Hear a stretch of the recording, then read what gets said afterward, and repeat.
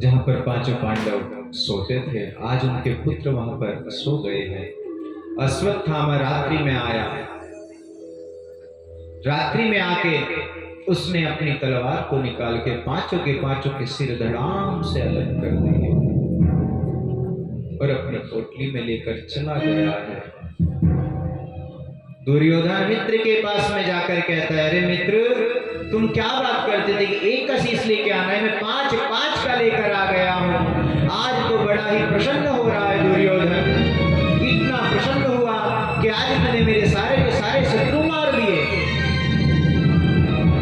जैसे ही कहा, जरा मुझे भीम का सिर दिखा, कैसा लगता है कटा हुआ। वो बड़ा बलशाली बनता था अपने आप में। जैसे ही आज वो शीश दिखाए तो बड़ी जोर से धाड़ दे के रोया दुर्योधन। अरे मित्र, ये तूने क्या कर दिया, ये क्या कर दिया तूने मित्र? तूने तो हमारे कुल में पानी देने वाला भी नहीं छोड़ा। अब दुर्योधन को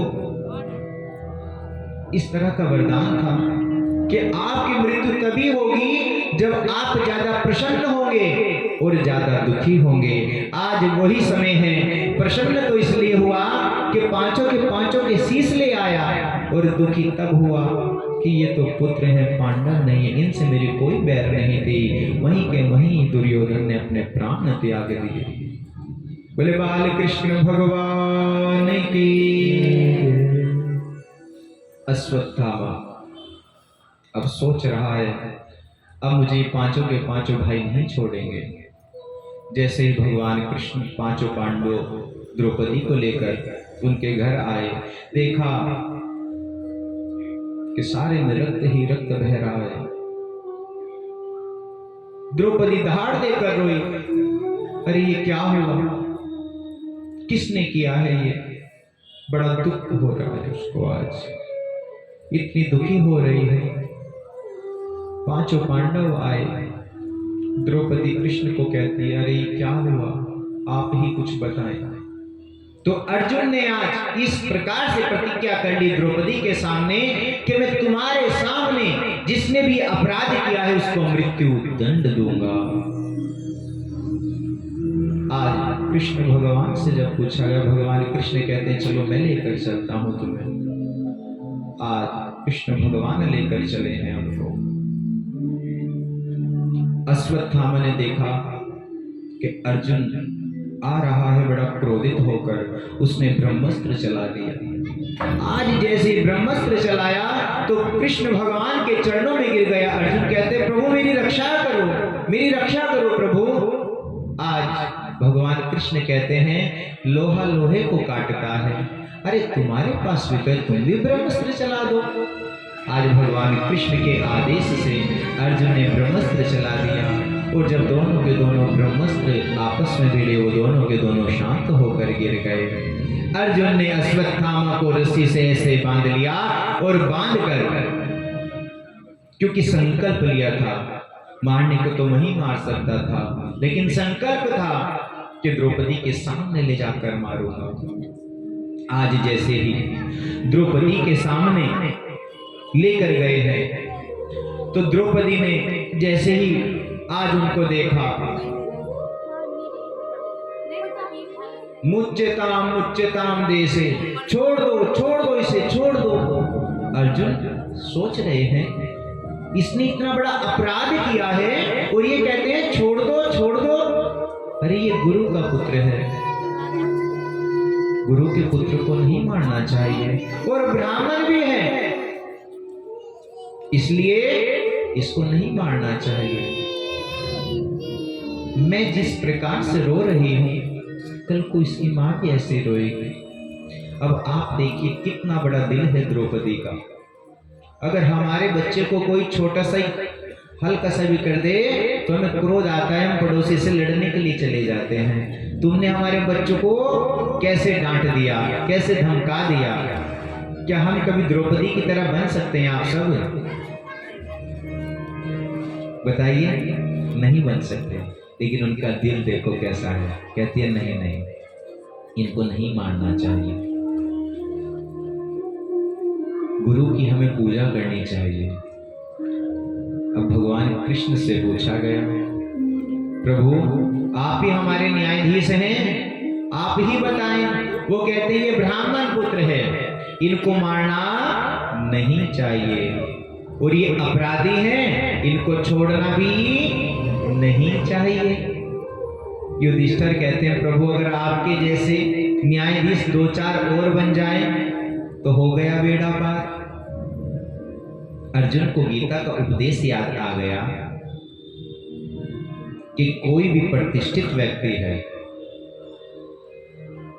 उसने कोई अपराध किया है, अगर भरी सभा में हम उसको लज्जित कर दें तो उसका मरना तो एक ही बार है, अभी मर जाएगा, लेकिन वो पल पल मरता रहेगा। तो आज वो उपदेश याद आ गया गीता का अर्जुन को। उसकी दाढ़ी आधी कटवा दी गई, आधी मूंछ उड़ा दी गई, आधे सिर के बाल काट दिए गए, जो चंद्रमणि उसको उखाड़ लिया गया और धक्के देकर सब भार निकाल दिया गया उसको। आज अश्वत्थामा बड़ा क्रोधित हो गया। अब कभी शत्रु को कम भी नहीं समझना चाहिए। अश्वत्थामा चला गया अपने नगर में। अब सोच रहा है कृष्णों ने मेरा इतना बड़ा अपराध किया है, अब मैं इनको नहीं छोड़ूंगा। अभी तक तो 5 के 5 पुत्र तो मार ही दिए हैं, लेकिन अब मैं किसी को नहीं छोड़ूंगा। इस प्रकार का संकल्प कर रहा है अश्वत्थामा। अभिमन्यु की पत्नी उत्तरा, उसके गर्भ में साक्षात कौन है? भगवान परीक्षित हैं, जो बहुत बड़े राजा वो परीक्षित। आज अश्वत्थामा ने जैसे ब्रह्मास्त्र चलाया और भगवान कृष्ण तो अपनी द्वारिका नगरी की ओर जैसे ही रथ में पैर रखने वाले थे, इतने में उत्तरा दौड़ी दौड़ी भगवान कृष्ण के पास में आई। प्रभु मेरी रक्षा करो, प्रभु मेरी रक्षा करो, प्रभु मेरी रक्षा करो। कृष्ण भगवान ने देखा, क्या हुआ, क्या बात है, आप इतनी परेशान क्यों हैं? प्रभु मेरा गर्भ जल रहा है, बड़ा कष्ट हो रहा है, प्रभु मेरी रक्षा करें। अब भगवान एक छोटा सा रूप बनाकर उनके गर्भ में प्रवेश कर गए और गर्भ में जाकर चतुर्मुखी रूप बनाकर भगवान नारायण ने आज परीक्षित को जैसे ही देखा है वो मूर्छित हुआ पड़ा है, क्योंकि ब्रह्मास्त्र का जो उसने चलाया था उसको मूर्छित कर दिया। तो भगवान कृष्ण के चक्र से वो ब्रह्मास्त्र शांत होकर चला गया और भगवान नारायण की कृपा से परीक्षित जी को स्वयं जीवित कर दिया और भगवान कृष्ण बाहर आ गए हैं। एक कृष्ण बाहर खड़े हैं और एक छोटा सा रूप बनाकर गर्भ में उतर गए हैं। तो अब पूछा है, अब बताओ प्राण, क्या अब भी तुम्हें पीड़ा हो रही है? क्या अब भी तुम्हारे गर्भ जल रहा है? क्या अब भी कष्ट हो रहा है? नहीं नहीं कृष्ण, अब तो आनंद, अब कुछ नहीं है। कुंती माता, ये कुंती जो बुआ जी हैं, ये दूर से खड़ी देख रहे थे और आज जैसी दूर से देख रहे थे तो कृष्ण को प्रणाम किया। मैं आपको प्रणाम करती हूँ प्रभु। तो कृष्ण भगवान कहते हैं, बुआ ये आप उल्टी गंगा क्यों बहा रही हैं? प्रणाम तो मुझे करना चाहिए और आप मुझे प्रणाम कर रही हैं। बस अब कुंती कहती है, अब ये बुआ भतीजे का खेल नहीं चलने वाला। मैं जान गई हूं आप नारायण हैं, साक्षात आप नारायण हैं। बस अब मैं और कुछ नहीं सुनना चाहती। अरे नहीं नहीं बुआ, मैं तो आपका कृष्ण हूं, मैं नारायण नहीं हूं। मैं जान गई हूं आपने मेरी जब जब भी कोई विपदा आती है तो तुम हमारी रक्षा करते हो और हम क्या करते हैं, हम समाज के लोगों को इकट्ठा करते हैं जब भी हमारे पे विपदा आती है। भगवान कृष्ण को तो और भगवान को तो हम बिल्कुल अंतिम क्षण में पूछते हैं कि प्रभु अब आप ही कृपा करो। ऐसा यही सत्य है ना। सबसे पहले तुम अपनों से आस लगाते हैं, लेकिन जब दिखता है कि हाँ ये तो घोर संकट है, ज्यादा बड़ा है, तो परिवार वाले भी कन्नी मोड़ लेते हैं कि चलो भाई अभी इनके साथ में नहीं खड़े होना, लेकिन प्रभु वहां पर उसका साथ देते हैं। तो आज भगवान ने उत्तरा के गर्भ को बचाया है। अब कुंती भगवान नारायण उन सबको कहते हैं कि अब हम द्वारिकाधीश जाते हैं। सबको कुछ ना कुछ भगवान दे रहे हैं। कुंती बुआ को कब हुआ, क्या आप कुछ नहीं मांगोगी मुझसे? क्या मांगू प्रभु, आपने सब कुछ तो दिया है, और अगर कुछ देना ही चाहते हो तो बस आप मेरी झोली में दुख दे दो। सारी संसार के प्रभु आप मेरी झोली में दुख दे दो। कृष्ण कहते हैं बुआ ये क्या मांग रही हो आप? मुझे कोई भी संसार का प्राणी दुख नहीं मांगता और तुम दुख मांग रही हो। आज तक तुम्हारे जीवन में सुख मिला ही क्या है, अब भी तुम दुख ही मांग रही हो।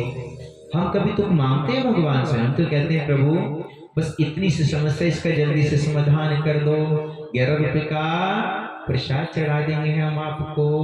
हम भगवान को लालच दे देते हैं। लेकिन कुंती बुआ बस ये कहती है प्रभु दुख दे दो मेरी झोली में अगर कुछ देना है, क्योंकि प्रभु सुख में तो सब भूल जाते हैं। दुख में सुमिरन सब करें,